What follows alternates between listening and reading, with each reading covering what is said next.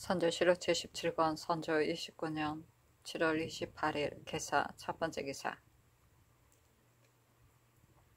1596년 명만역 24년 정은 정각이 아래였다. 난리 이후로 세금과 부역이 날로 번다 하여 외롭게 살아남은 민생들이 도탄 속에서 아우성치는데 혜택이 내리지 않으므로 원망과 한탄이 더욱 깊어져 자신을 침악하는 줄도 알고 자신을 침악하는 줄만 알고 국가가 있는 것은 알지 못하니 식견이 있는 사람이 한심스럽게 여긴 지 오래입니다.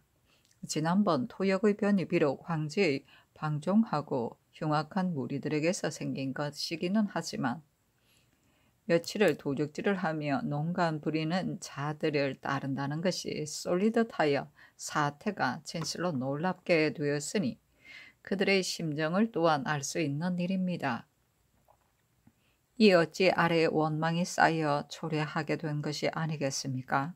현재 강한 외적이 지경을 압박하고 있어 국가의 일이 많으므로 군사훈련과 군량 저축과 성 쌓는 일들을 모두 그만둘 수 없기는 하지만 시행에 갈색에 도리어 백성들을 병들게 하는 도구가 되고 있습니다. 이것이 비록 받들어 거행하는 사람이 잘못한 죄라고는 해도 백성들의 원성은 성상께 돌아가고 있습니다. 게다가 역적들을 다스리는 일이 바야흐로 시급하여 사방으로 잡으러 나가는데 지나가는 지방의 촌락만 소연해지는 것이 아니라 듣고 본 소문이 미치는 곳도 모두 놀라 당혹해하고 있습니다. 만일 이때에서 시급하게 경장하여 감동시킬 만한 조처를 취하지 않는다면 흙 무너지듯 기와장 부수어지듯 하는 사세가 당장에 임박하게 되어 구제할 수 없을 것입니다. 모든 도에 시급히 자신을 죄책하는 분부를 내리시고 공부 중에 긴급하지 않은 것과 성 쌓는 역사 중에 시급하지 않는 것은 우선 경감하거나 파하여 인심을 위로하소서. 선조실록 77권 선조 29년 7월 29일 가보 첫 번째 기사 사헌부가 아뢰기를 역적들을 다스리는 옥사는 사체가 지극히 중요한 것이어서 진실로 조정의 명령이 없이는 감히 멋대로 처리할 수 없는 것입니다. 충청도도사 이민은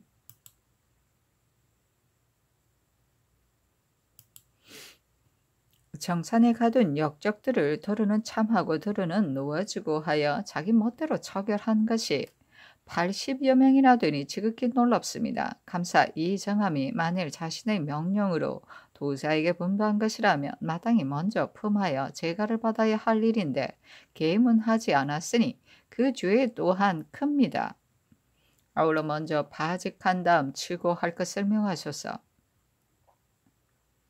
역적 괴수 이몽학이 부여의 도천사에서 음모를 꾸몄으므로 이로 인해 본현의 아전이나 백성으로 역적을 따른 자가 많았는데 연루자를 잡아내는 통에 사람들의 마음이 안정되지 못하고 있습니다. 무마하여 진정시키는 일이 하루가 시급하니 진실로 적임자인 수령이 아니고서는 결코 소임을 감당하기 어려울 것입니다. 세현감, 신화근, 인물이범상어 용렬하니 제찰을 명하시고 대간이나 시종을 지낸 사람을 각별히 가려서 보내소서 하니 아랜대로 하라고 답하였다. 선조실록 77권 선조 29년 7월 29일 가보 두 번째 기사 관상감이 아뢰기를 이번 7월 27일 밤부터는 일기가 연일 청명하고 회생이 소멸하여 나타나지 않으니 문관들이 기상 관측하는 것을 정지하도록 하는 것이 어떻겠습니까? 하니 아랜대로 하라고 전교하였다. 선조실록 77권 선조 29년 7월 29일 가보 세 번째 기사 이해조가 아뢰기를 전에 3대장의 이염의 양원, 장, 세작을 말한다.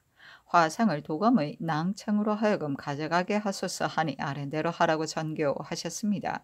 직함 및 성도 갖추 쓰지 않을 수 없기에 제문에도 혁혁한 무공 누가 이들 계책만 하리 중령에서 협력하여 과모를 덜 날렸고 군진을 독려하고 성에 오르기는 성난 범도 그만 못했네. 제사하기 합당하니 오래일수록 더욱 길이리. 모관 모공이라고 했습니다 하니 어른대로 하라고 전교하였다. 선조실록 77권 선조 29년 7월 30일 을미 첫 번째 기사.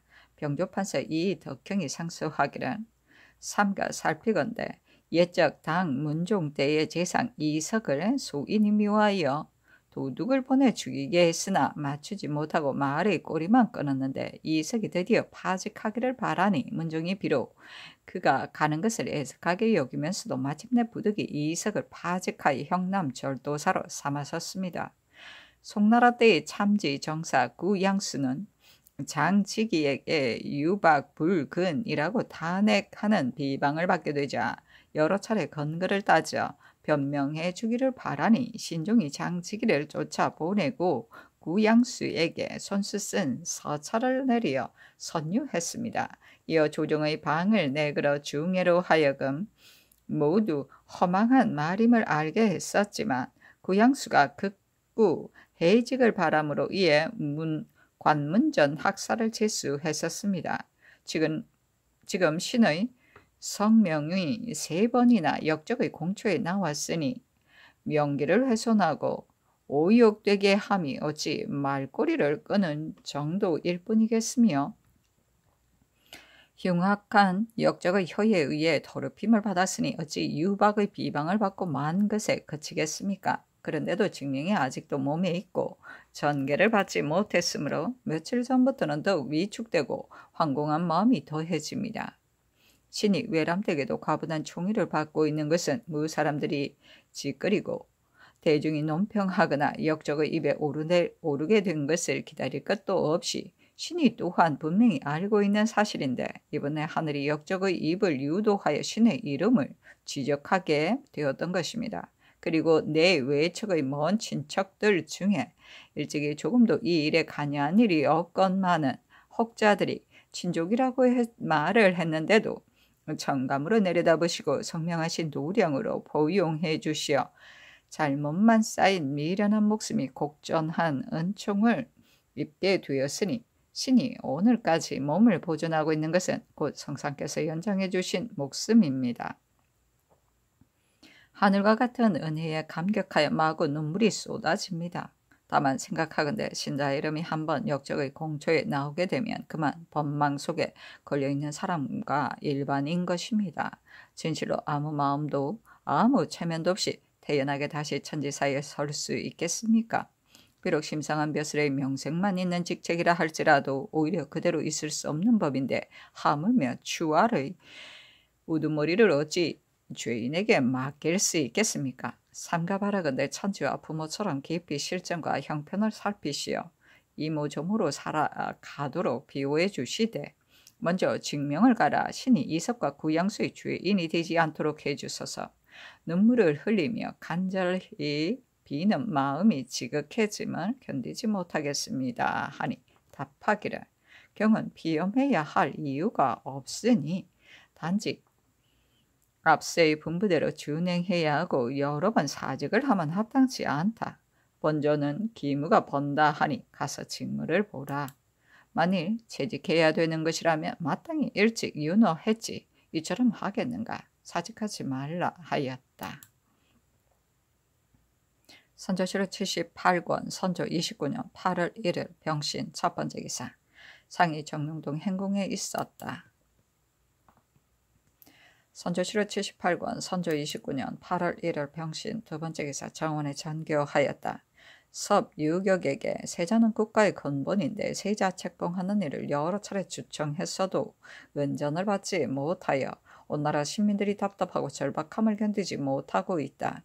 과인의 병이 고질이 되고 정신이 혼미하여 항시 신음하면서 지금과 이웃하고 있으니 진실로 하루아침에 벼랑간 아침 이슬을 지듯 죽게 될까 싶다. 대인은 이런 답답하고 절박한 뜻을 가지고 본문에 진달해 주기 바란다고 하라. 그리고 석상세에 글을 보냈다는 일은 구성이 등서하여 올려보낸 것으로 그 대략은 천조 석상서 문하 천조가 큰 은덕으로 일본의 국왕과 관백을 책봉하였거니와 실제로는 태사께서 혼자의 힘으로 담당한 것이었습니다. 내가 이미 사울의 배신을 차출하여 일본의 정세와 형편을 탐지해 오도록 하였는데 그 결과 관백이 천조에서 책봉해 주기를 바란다는 것을 알았습니다. 근데 그 요점은 단지 외장, 가등, 청정은 갖가지로 집요하게 술책을 벌이는데 반해 소서 행장은 공손히 따르려는 마음이 있기 때문에 외병을 3개 반으로 편성, 이미 2개 반은 건너보내고 단지 가등 청정의 외병만 남겨두고 있다는 것이었습니다. 천사를 영접하여 한번 바다를 건넌 다음에는 모든 외병을 철수하여 돌아가겠다고 했다 합니다 하였다. 이런 내용이었다. 지극히 놀랍다. 이는 반드시 간사한 사람의 소용일 텐데 변명하지 않을 수 없다. 이 뜻도 유객에게 고하여 군문에 진달하도록 해야 할 것이니 의논하여 아래라.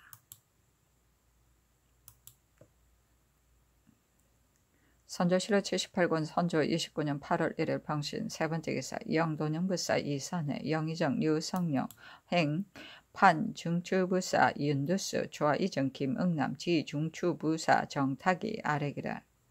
삼가 성상의 분부를 받들어 보았습니다. 동궁을 책봉하는 명이 오래도록 내리지 않으니 어찌 이와 같이 답답하고 절박한 일이 있을 수 있겠습니까? 다만 섭유격은 비록 중조 사람이기는 하지만 명성이나 지위가 낮고 미약하여 힘들여 주선해 줄 수 있는 일이 없어 말을 하더라도 또한 유익하게 될 것이 없을 듯합니다. 석상서 앞으로 그를 보냈다는 일은 지극히 놀랍습니다.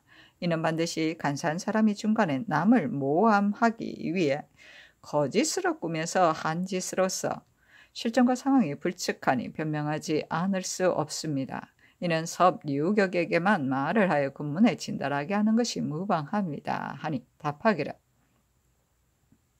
세자 이런 말에도 무방할 것이니 말하는 것이 가하다 하고 전교하기를 비만기에 의해 말을 잘 만들라 하였다. 선조실록 78권 선조 29년 8월 1일 병신 네번째 기사 사시의 상이 남별궁에 거둥했다.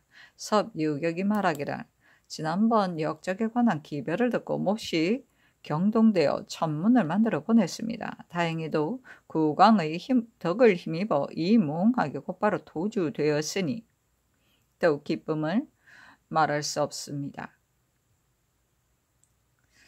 다시 하니 상이 말하기를 이는 곧 대인이 우리나라를 위해 선유회전 덕분이요 작당한 무리들이 때를 틈타 난을 일으켰으나 대인이 지휘하여 역적이 신속하게 복주하게 되었으니 역시 대인이 여기에 와 있는 덕이외다 하였다. 상이 우승기 이 광정에게 묻기를 권력가를 인출한 것이 얼마나 되는가 하니 이 광정이 대답하기를 비변사에서 이미 인출했는데 아직 다 반포하지는 못했다고 합니다. 하자 상이 이르기를 부득이 섭유격이 그 길을 떠나기 전에 서쪽 일대에 우선 반포하여 섭유격이 내려갈 적에 알게 하도록 해야 한다 하였다. 상이 말하기를 주문사인 배신 구성이 나에게 알리기를 석상서 앞으로 그를 보낸 일이 중국 조정의 동부에 낫기에 등사에 보낸다고 했소이다. 이 일이 지극히 놀라운데 대인도 들으셨소이까? 그 대략의 일본을 책봉하는 한 가지 이를 석상서가 전적으로 주관하였으며 조선 지도를 또한 관백에게 주었다고 하더이다. 이 일은 지극히 회개하고 놀랍소이다 하니 섭유격이 말하기를 전혀 모르는 일입니다. 대저 송경략이 외적이 부산에 있는 것을 들어 상본하고자 하므로 석야가 스스로 만들어낸 것이 아니겠습니까? 하였다. 상이 통사에게 묻기를 이는 무슨 말인가? 하니 통사 이춘발이 아뢰기를 이는 유격이 추측으로 한 말입니다. 하였다. 상이 등서해온 위서를 유격에게 건네주며 말하기를 이 일의 곡적을 알지 못하겠소이다 하였다. 상이 이르기를 주문이 아닌데 어떻게 조부에 나왔단 말인가? 하니 도승지 오억령이 아뢰기를 중국 조정에도 도로 이와 같은 일이 있습니다. 하였다. 유격이 말하기를 여기에 일본 국왕이라 칭하여 운운했으니 어찌 귀왕께서 하신 일이겠습니까? 이거를 보면 조선에서 한 일이 아니라는 것을 대소의 사람들이 모두 알 텐데 석 상서가 어찌 믿겠습니까? 아니 상이 말하기를 이것이 어떤 의도에서 나온 것이겠소? 대개 석 상서를 해치자는 것이 아니겠소? 우리나라가 중국 조정의 대인들과는 명분이 현격한데 어찌 사사로이 글을 보낼 리가 있겠소? 하물며 글 내용의 사연도 그럴 리가 만무한데이겠소? 바라건대 대인께서는 모름지기 우리나라에서 한 일이 아니라는 것으로 군문의 노이아에게 전보해 주시는 것이 어떻겠소 하였다. 유격이 말하기를 이 글은 석야가 배신 내게 등사해 준 것입니까? 배신이 스스로 등서해 온 것입니까? 하니 상이 말하기를 배신이 등서해서 보내온 것이 왜다 하자 섭유격이 말하기를 만일 이를 등서해 왔다면 스스로 주장한 자가 있을 것이니 허실을 알아낼 수 있을 것입니다 하였다. 선조실록 78권 선조 29년 8월 1일 병신 5번째 기사 도원수 권율의 서장에 정병의 보인 모 천지를 이른바에 의가하여 추궁했더니 공술한 내용에 무릇 장령이 될 수 있는 자는 다 방면으로 유혹해서 모아들였다고 하였는데 이 몽학의 신복 노릇을 하기를 이와 같이 한 역적은 없습니다. 홍산 주의수 신선 유경룡은 팽종과 함께 서로 서울로 치고 올라가기로 모의한 일을 낱낱이 납초했으니 칼을 씌워 올려 보내야 했습니다마는 이 역적이 음식을 먹지 않아 목숨이 거의 끊어지려 하므로 서울에 닿기 전에 도중에 죽어버릴 염려가 있고 그렇게 되면 분명히 그의 주의를 다스리지 못하게 될까 싶어 신이 청량에 도착하여 행형하였습니다 하였는데 주국청에 개하하였다. 선조실록 78권 선조 29년 8월 1일 병신 6번째 기사 동부승지 서성의 서장에 신이 단성에 달려가 원수 권율이 김등령을 진주에 가두었음을 듣고 즉시 선정관으로 하여금 진주에 달려가 잡아오도록 하는 한편 전형감 김경률 등을 시켜 압송에 올려 보내도록 했습니다 하였는데 주국청에 개하하였다. 선조실록 78권 선조 29년 8월 1일 병신 7번째 기사 신씨의 지진이 남쪽에서 일어나 북쪽으로 향하였다. 선조실록 78권 선조 29년 8월 2일 정유 첫번째 기사 비만기로 우승지 이광정에게 전교하였다. 근수하는 배신에 관한 일은 이미 자보해 있지만 통신사에 관해서는 자보하지 않았다고 한다. 서패를 갖춰 통신하면서 근수라고 핑계하게 되었으니 중국 조정이 그동안의 사정과 형편을 알지 못하고서 우리를 정직하지 않다고 여길까 염려된다. 그리고 구성의 사장을 보건대 혹시라도 우리나라가 외에게 순응하는 것으로 여길지도 모르는 일이니 사세의 형편과 곡절을 갖추어 군문이나 예부에 이자하는 것이 좋을 것이다. 이 일에 대해 의논하여 아뢰라. 선조실록 78권 선조 29년 8월 2일 정유 두 번째 기사 비변사가 아뢰기를 당초에는 단지 근수한다는 뜻으로 자부하여 알렸을 뿐이었는데 이제는 사업회가 있게 되었으니 과연 예부에 이자하지 않을 수 없습니다. 승문원으로 하여금 문서를 마련하도록 하여 동지사 박동량이 갈 적에 예부에 부송토록 하는 것이 합당하겠습니다. 하니 아랜대로 하라고 전교하였다. 선조실록 78권 선조 29년 8월 2일 정유 세 번째 기사 사관원이 아뢰기를 무릇 병을 핑계하는 수령은 계문하여 파출하는 것이 본래부터의 규례인데 강원감사 정군은 춘천부사 이준이 병을 정고한 소지에 의해 단지 채차하기만 청했습니다. 이런 길이 한번 열리면 뒷나라에 규피하는 조짐을 방지하기 어려울 것이니 감사 정구를 추고하고 부사 이준을 파직하소서. 역적을 다스리는 옥사는 사체가 지극히 중대하니 진실로 역무에 관여되어 죄가 응당 추국해야 할 자에 있어서는 반드시 대궐들 아래로 잡아다가 끝까지 신문하여 실정을 얻은 다음에야 분명하게 전형을 보일 수 있는 것입니다. 도원수 권율은 조정의 명을 기다리지 않고서 거물급 역당들을 함부로 화형에 처하기도 하고 제멋대로 참살하기도 하여 극악한 중죄인들을 끝내 따져 신문하여 전형대로 하지 못하게 만들었으니 사체를 알지 못하고 말할 수 없는 망령된 짓을 하는 것이 너무도 심합니다. 먼저 파직한 다음에 추고할 것을 명하셔서 당초 역적을 잡는 사목 내에 역적 괴수를 잡은 자에게는 자급을 뛰어넘어 가선대부를 제수하기로 한 것은 곧 으뜸가는 공을 중히 여기기 위해서였습니다. 이번에 상옥은 김경창은 역적에게 붙은 여을로서 역적 괴수를 베어 죽이게 될 때에 비록 협조하여 잡은 공로가 있기는 하지만 임억명이 먼저 손을 쓴 공에 비하면 결코 같은 예로 논상할 수 없습니다.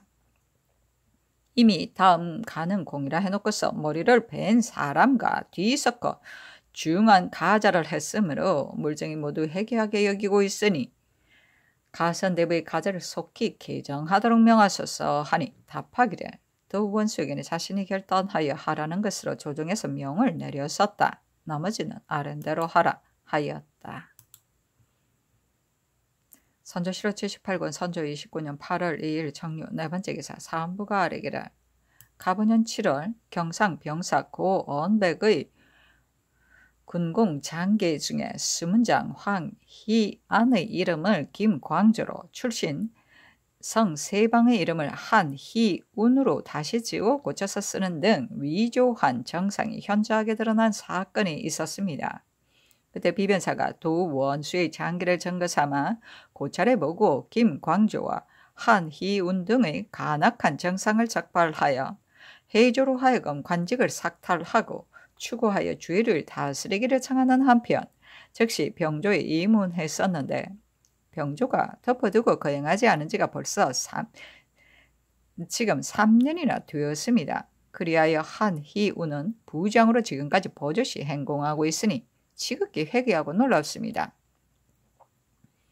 병조 당상은 추구하고 생낭청은 파직하여 한희운과 김광조 등은 당초의 비변사가 죄주기를 청한 대로 시행토록 하소서.